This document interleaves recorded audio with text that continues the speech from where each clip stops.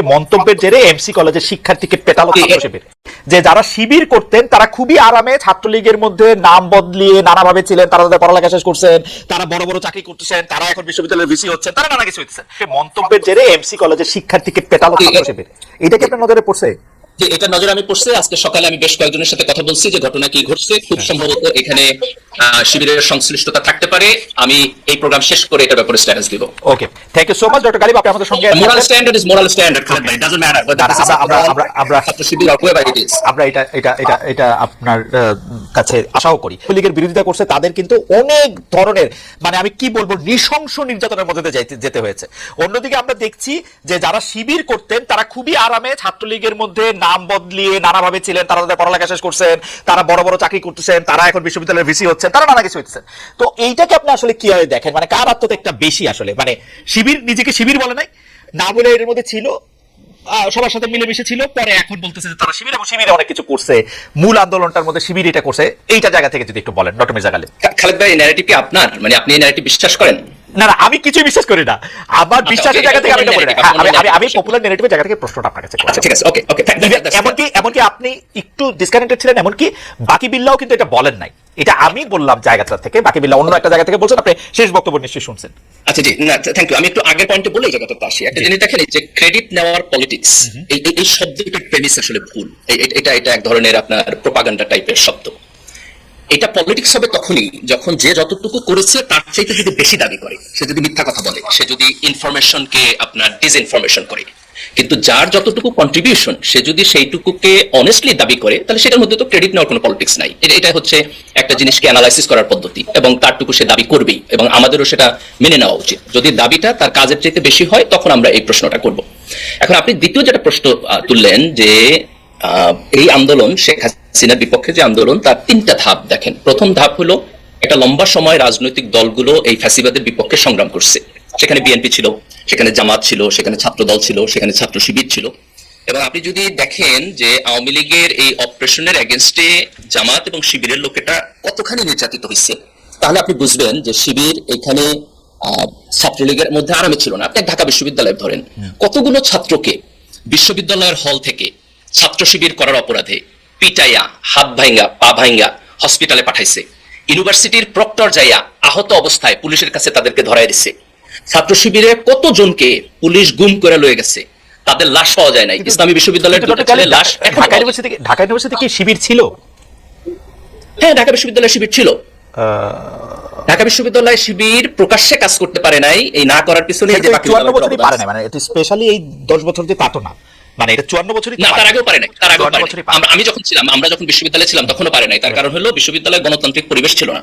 শিবির তো একটা গণতান্ত্রিক রাজনৈতিক সংগঠন, কিন্তু আপনি তাকে গণতান্ত্রিক প্রক্রিয়ায় রাজনীতি করতে দিতেছেন না।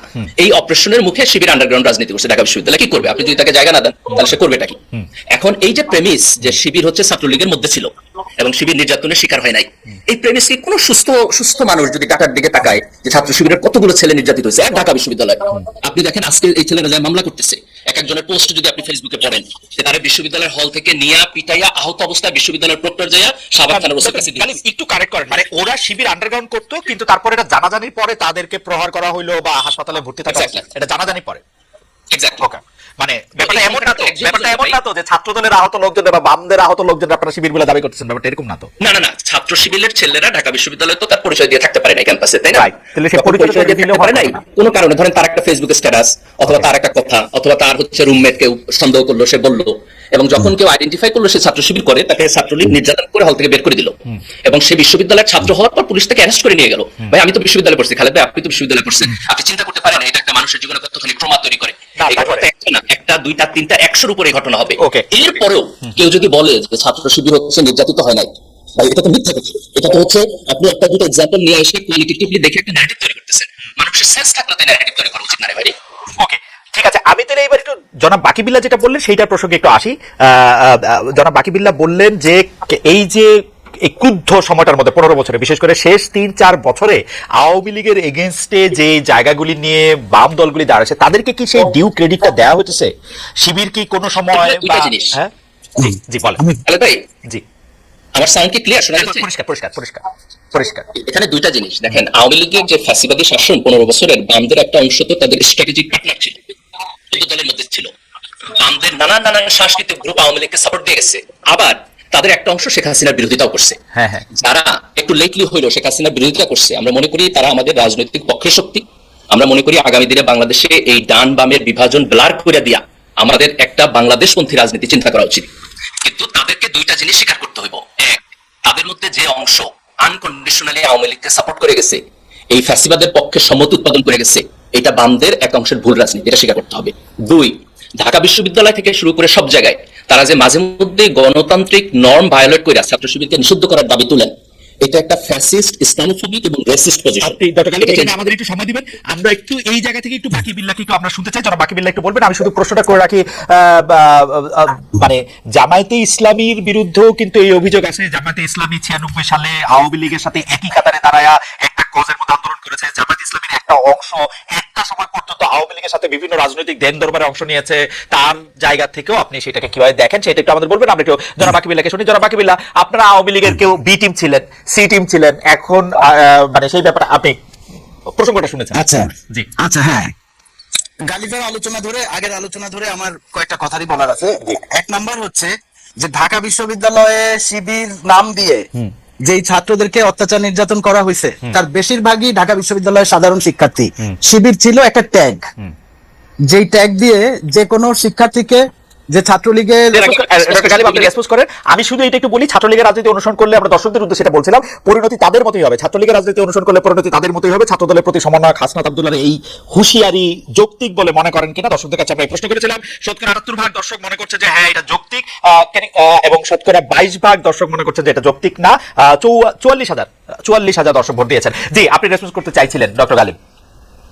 Thank you. দেখেন, ট্যাগের রাজনীতিটা সত্য। ট্যাগের রাজনীতিটা কিভাবে হয়? প্রথমে যেটা হয় যে আপনি প্রথম বলেন ঢাকা বিশ্ববিদ্যালয়ের শিবির রাজনীতি করতে পারবে না। তারপর যদি কেউ শিবির হিসাবে আইডেন্টিফাই হয়, আপনি তার নির্যাতনের বৈধতা দিলেন। এই বৈধতা যখন সমাজে তৈরি হয়, তখন একজন নিরপেক্ষ ছাত্রকে যখন আপনি অপ্রেস করতে চান রাজনৈতিক কারণে, তখন আপনি শিবির ট্যাগ দিয়া তাকে আপনি অপ্রেস করতে পারেন। এই ট্যাগের রাজনীতি আগে ছাত্রলীগ করছে, আওয়ামী লীগ করছে, বাকি বিল্লাহ ভাইরা এটাতে সম্মতি দিচ্ছেন। ওনারা যদি এখনো এটাতে সম্মতি দিয়ে যান, তো একদিন এটা হবে যে ওনাকেও শিবির ট্যাগ করে পিটাবে। আপনি যদি আরেকজনের ঘরে আগুন দিলে হাততালি দেন, একদিন আপনার ঘরে আগুন লাগবে। আমাদের যেটা উচিত, এই ট্যাগের রাজনীতিটাকে আপনি কমপ্লিটলি বাদ দিয়ে দিবেন। দেখেন, এটা হতে পারে না। আপনি ঢাকা বিশ্ববিদ্যালয়ের শিবিরের গণতান্ত্রিক রাজনীতির বিপক্ষে দাঁড়াইতেছেন 1971 প্রসঙ্গ তুলা। এটা হয় ভাই, এখন 2025 সাল। 2025 আর 71 জায়গাটা থেকে আমি একটু আসি। আমি কিন্তু দেখি যে শিবির ট্যাগ দেওয়ার একটা ব্যাপার আছে, আরেকটা সাংঘাতিক রকম ট্যাগ দেওয়ার ব্যাপার আছে বাম বা নাস্তিক, ইসলাম বিদ্বেষী, ইসলাম ধর্মের অনুসারী না। এই যে এই ট্যাগটা দিয়ে আপনিও এটা খুব ভালো করে জানেন, কারণ সোশ্যাল মিডিয়াতে জানেন, তো এই ট্যাগটার জন্মদাতা আতুর ঘর তো অনেকে বলে থাকেন যে বড় রাজনৈতিক দল হিসাবে এটা আপনাদের, এটা নিয়েও আপনি একটু বললেন। না, ঠিক আছে, ভেরি ফেয়ার। বাংলাদেশে যেহেতু সংখ্যাগরিষ্ঠ মানুষ মুসলমান, কাজে আপনি যখন ধর্মীয় অনুভূতির প্রশ্ন আসে, সেখানে আপনি মানে এটা খুব পাওয়ারফুলি প্লে করে সমাজে। তার ফলে যেটা হয় যে আপনি যে কাউকে যদি নাস্তিক অথবা ধর্মদ্রোহী হিসেবে ট্যাগ দিতে পারেন, তাহলে সমাজে এটা বেটার প্লে কার্ড হয়। এই আমি এটারও বিপক্ষে। দেখেন, এটাও হওয়া উচিত না, কিন্তু তার মানে এই না যে ধর্মের ব্যাপারে যে কেউ যে কোনো কথা বলবে। যেগুলো আমাদের সেক্রেট ফিলিংস, সেটার ব্যাপারে একটা নর্ম থাকা উচিত সমাজে। কিন্তু সেই নর্মটাকে আপনি পাবলিকলি প্র্যাকটিসের জায়গায় নিতে পারবেন না। ধরেন আমি যদি একসাথে এটাকে জাজ করি, একই সাথে আমি যদি এটাকে সিদ্ধান্তে যাই, একই সাথে আমি যদি এক্সিকিউট করি, তাহলে এটা মব হবে। এই মব যেরকম করে আপনার হচ্ছে এই মুক্তিযুদ্ধের পক্ষে বিপক্ষে হওয়া উচিত না, ধর্মের পক্ষে বিপক্ষে হওয়া উচিত না, আস্তিক নাস্তিকেরও পক্ষে বিপক্ষে হওয়া উচিত না।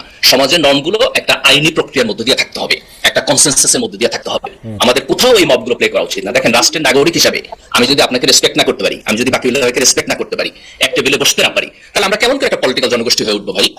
আপনি 2000, আচ্ছা আমি আপনাকে ফিরে নিয়ে যাই 2025 এবং 1971 প্রসঙ্গ আপনি বলতেছিলেন, কিন্তু 1971 প্রসঙ্গটাকে তো 2025 পর্যন্ত জামায়াত শিবিরই টাইনা নিয়ে আসলো।